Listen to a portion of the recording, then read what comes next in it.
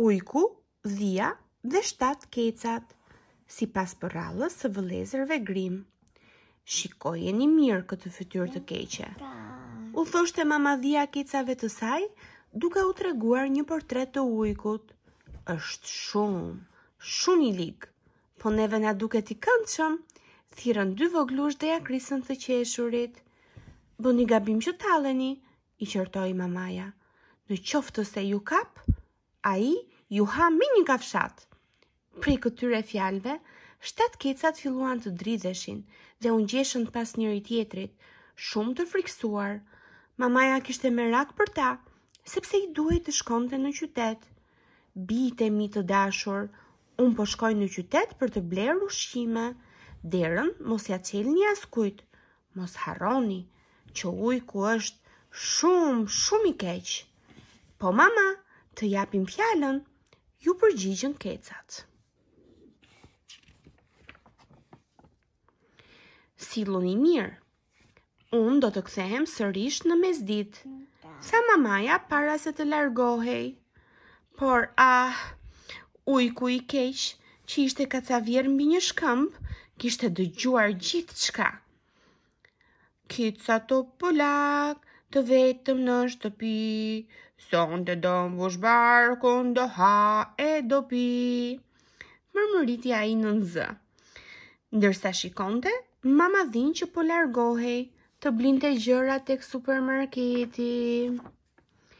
Me disa kërcime, ujku zbriti nga shkëmbi dhe shkoi të trokiste në derë. Hapeni voglushët e mi, tha ngadalë. Hapeni, ja mama dhia. Jo, u përgjigjën kecat. Zëri mama son është i ëmbël, i yti është i ngjirur. Ti e ujku. I zgënjur, ujku u largua, duke u përpjekur të gjente ndonjë mënyrë për t'i gënjur kecat. Zë i ëmbël, mjalt i ëmbël. Më lindi një ide, tha me vete. Ujku vrapoi për në fshat, ku bleu 2 kavanoza me mjalt, ul në bar dhe nisi të hante.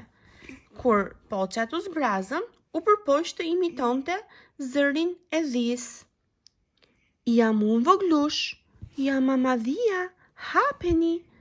Kur e dëgjon, mund të zësh be se po flet zonja dhi, tha një ketër që ndodhej aty pranë.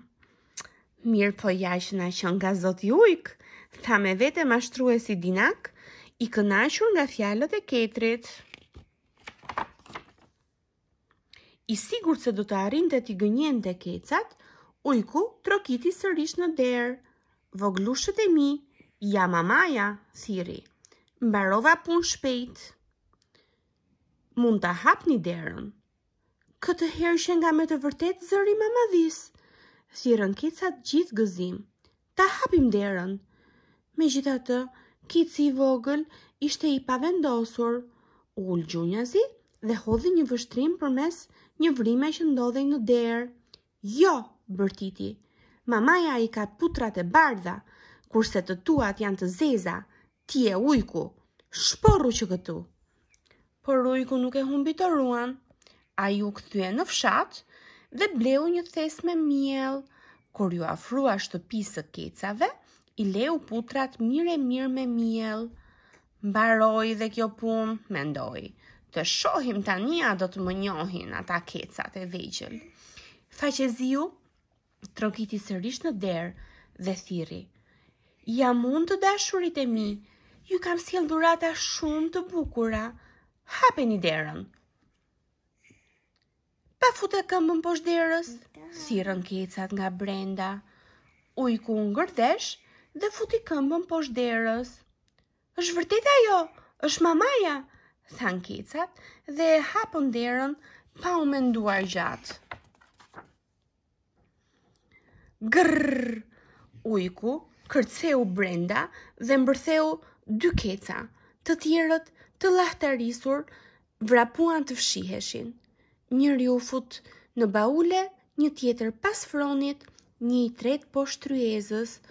Mirë po ujku i nxorri të gjithë prej andej dhe i përlau me një kafshat, njëri pas tjetrit, pa i përtypur fare. Me të mbaruar gostin, tashmë i ngopur, a i vuri duart mbi barkun e fryrë. Uf, sa kam ngrënë. Shfryu dhe u largua nga shtëpia duke u lëkundur. Ai as që e vuri re kecin më të vogël, i cili që fshehur pas orës me lavjerës. Me të hyrë në shtëpi, Mamadia e kuptoi me njëherë çfarë kishte ndodhur. Me zë të dridhur, thiri kecat e saj. Mama, jam këtu, thiri më i vogli, duke dal nga skuta ku ishte fshehur, dhe i tregoi se çfarë kishte ndodhur. Mamaja nuk e dha veten. Mori gërshërët, pe e gjilpër dhe u nis me hap të sigurt drejt përrojit. Nën e birë e kërkuan ujkun kudo. Më në fund e gjetën tek flinte buzë përrojit. Mamadia rrëmbeu një kërcu të trash dhe i këputi një goditje të fortë në kokë. Pastaj, pa humbur kohë, mori gërshërët dhe i hapi barkun. Kecat dolën njëri pas tjetrit shëndoshe mirë, sepse ujku grykës i kishte kollofitur pa i përtypur fare. Tani, më sill ca gur, i tha ajo kecit më të vogël. Në qoftë se ujku faqezi donte të ngopte plëndësin, ja ku po ja ngop unë ashtu siç e meriton. Mamadia ja mbushi ujkut barkun me gur, më pas ja qepi sërish me pe dhe gjilpër. Kur u zgjua, ujku ishte në gjendje të mjerueshme, kishte dhimbje barku të tmerrshme, ndërsa koka sa s'po i plaste. Më kot përpiqej të vinte rregull në mendimet e veta dhe të kuptonte se çfarë kishte ndodhur. Po kjo është e tmerrshme, mendoi me vete duke u dridhur. Mbaj mend vetëm që kam për lar 7 kecat e vegjël. Sa të rënd që e pas kanë mishin kecat. Organizmi im nuk e tret ka dot. S'do të ha më kurrë mish kecash, tha ujku, ndërsa koka i vinte vërdall. Ujku i qëndroi besnik vendimit të tij dhe u bë barngrënës. Goditja që pësoi në kokë e kishte bërë pak hutaq, prandaj kafshët e pyllit nuk ishin më frikë prej tij. Mirëpo, Mamadia dhe 7 kecat përpiqeshin t'i shmangeshin. Ato druheshin se mos gjonin përsëri instiktin e tij të mbrapsht. A ju pëlqeu përralla fëmijë? Po, nëse ju pëlqeu, atëherë shtypni butonin like dhe mos harroni bëni subscribe në kanalin ton në mënyrë që t'ju lexojmë përralla të tjera të bukura në të ardhmen.